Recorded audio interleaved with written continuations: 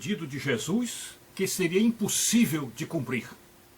Meus prezados, ao analisar as afirmações da palavra de Deus e aproveitando tudo aquilo que a gente já havia estudado, tudo que nós estudamos e tudo que nós nos debruçamos para conseguir alcançar a verdade.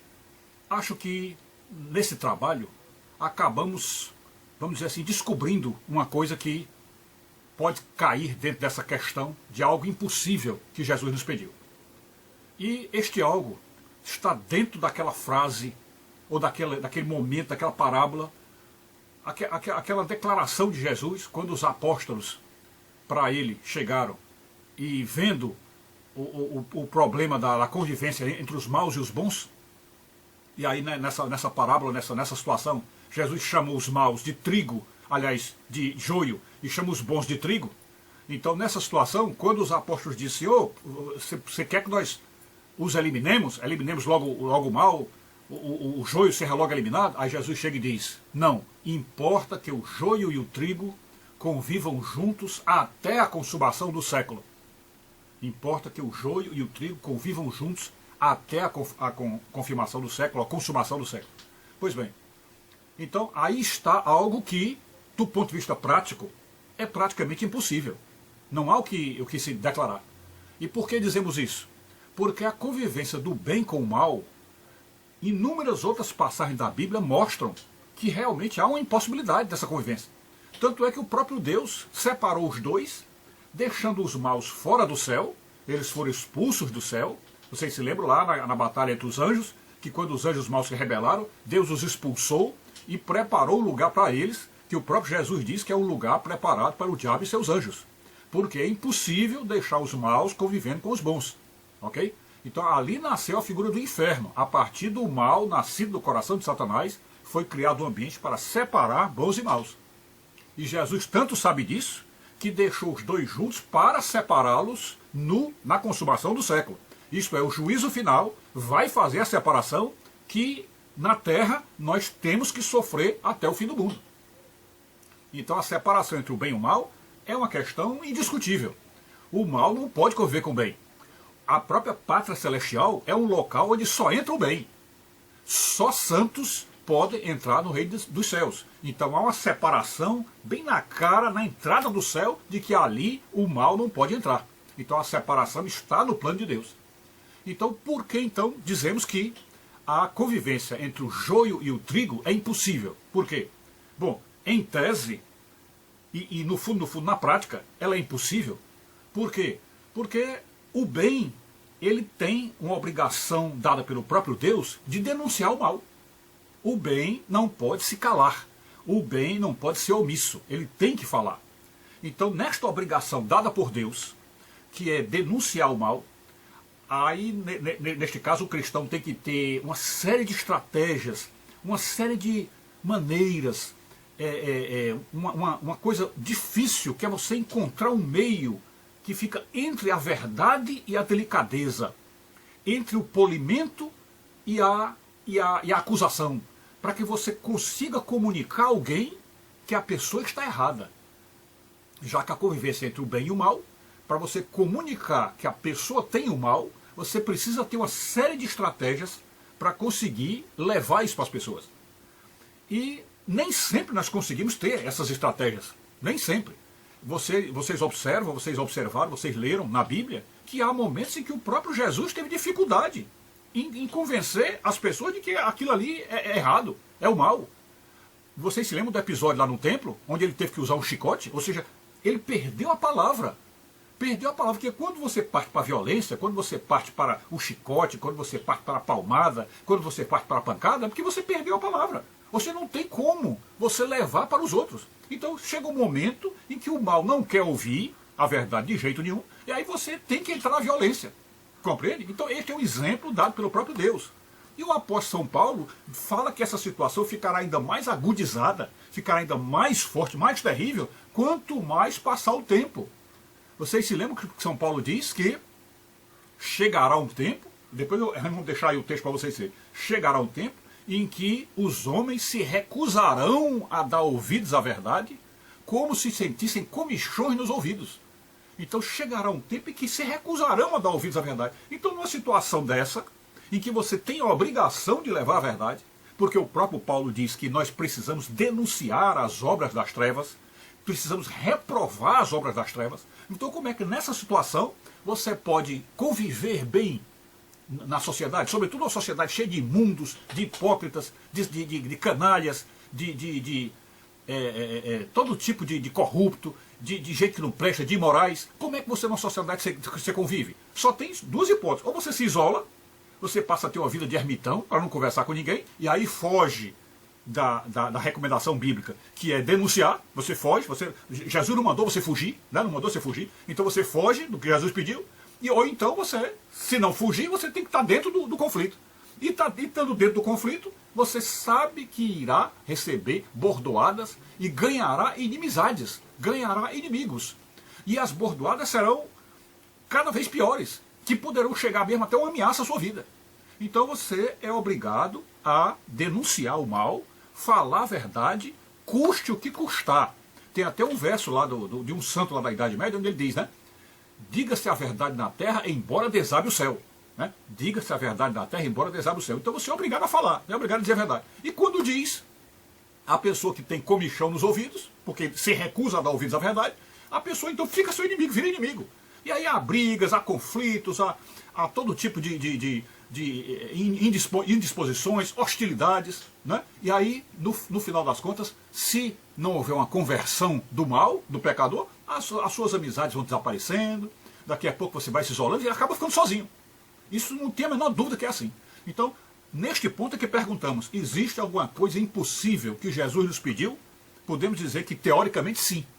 Teoricamente sim. É claro que na prática tudo pode acontecer. Embora na prática é que a gente experimenta a dureza desse pedido de Jesus. É na prática que a gente experimenta. Porque dificilmente uma pessoa que está em pecado, ela reconhece o pecado. Então as conversões de almas são conversões de pessoas que partem desse princípio. Ela tem que chegar diante do espelho e partir do princípio. Eu devo estar errado. Eu devo estar errada. Eu devo estar. Para poder não me aproximar de Deus, ou para poder estar recebendo tanta resposta negativa de Deus, que os meus pedidos de graça não são atendidos. Então, alguma coisa está ocorrendo. Então é necessário que haja um choque para que a pessoa chegue nessa consciência e ela própria esteja já se arrependendo. Aí ela poderá ter os ouvidos capazes de ouvir alguma coisa, e aí o pregador, o cristão, o discípulo poderá chegar e falar, e a pessoa então aceita aquilo tranquilamente. Então a única hipótese de conversão é esta. Então, evidentemente que se a conversão vai depender de que a pessoa tome esta consciência, tenha primeiro esta consciência, então somente aí é que o pedido de Jesus se torna possível. Fora disso, é impossível essa convivência. Então, quando os apóstolos perguntam se pode eliminar o mal, e Jesus diz que eles devem conviver juntos até a consumação do século, e na consumação do século a coisa ficaria muito pior, porque o próprio apóstolo Paulo diz que chegaria um tempo em que eles se recusariam a dar ouvidos à verdade, e o próprio apóstolo Paulo diz, tornei-me vosso inimigo por vos dizer a verdade. Então, se era isso que Jesus tinha proposto a nós, realmente é praticamente o impossível que ele nos pediu. E aí há um consolo, de certo modo, um consolo, quando ele diz que aquele que crê em mim, fará obras maiores do que as que eu fiz. E por que isso seria uma obra maior? Por quê? Porque Jesus é o próprio Deus, e que tem todos os recursos de conversa, recursos de convencimento, recursos de persuasão, e provavelmente com a sua emanação de amor, com o seu amor translúcido, transparente, é possível que muitas pessoas já chegassem perto dele, já ao ponto da conversão. Então, essa tarefa, de certo modo, para ele é mais fácil.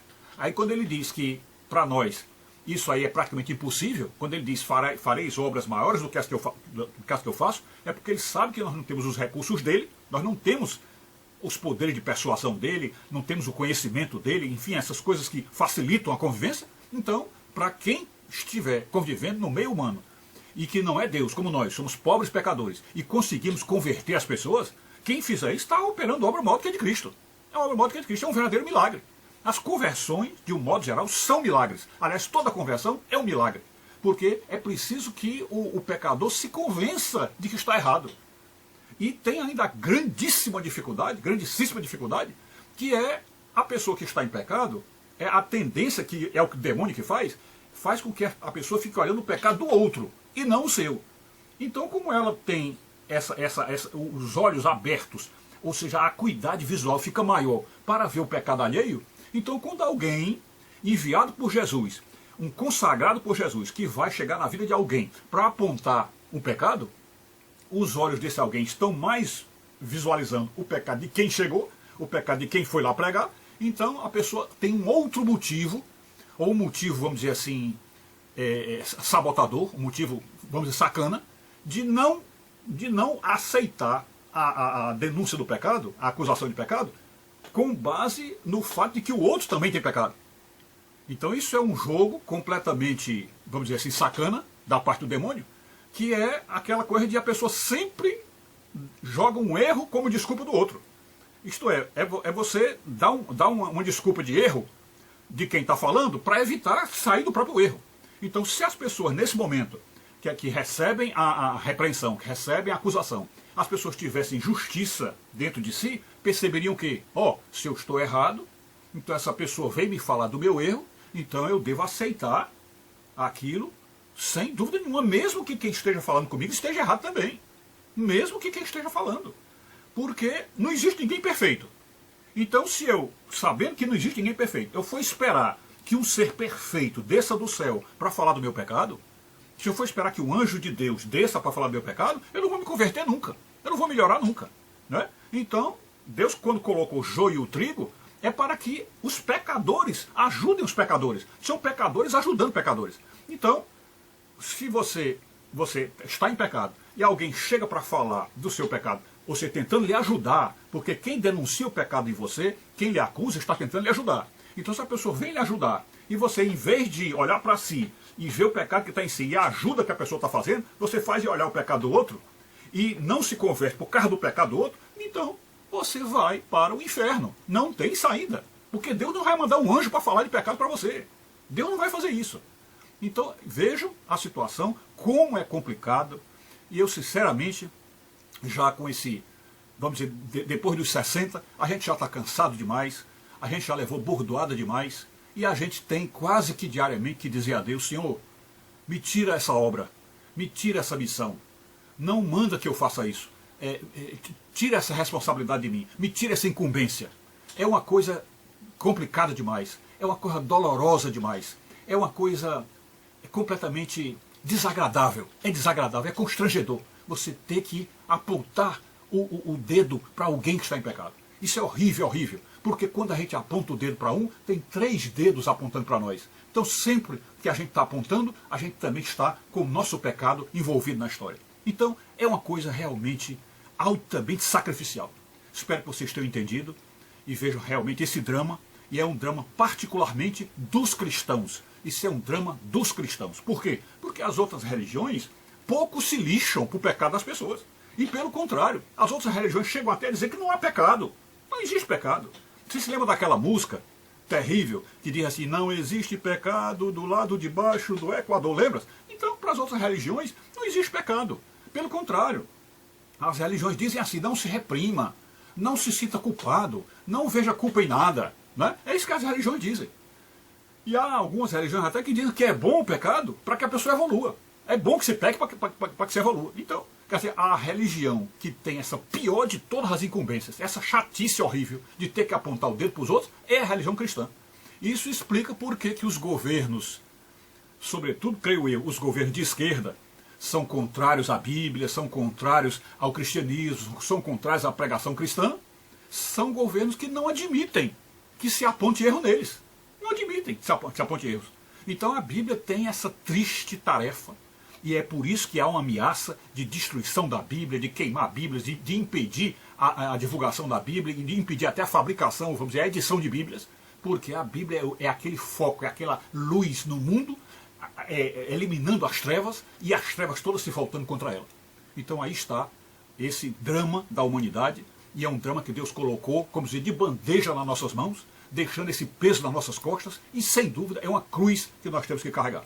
Mas é isso. Fiquem com Deus, saúde e paz, tudo de bom.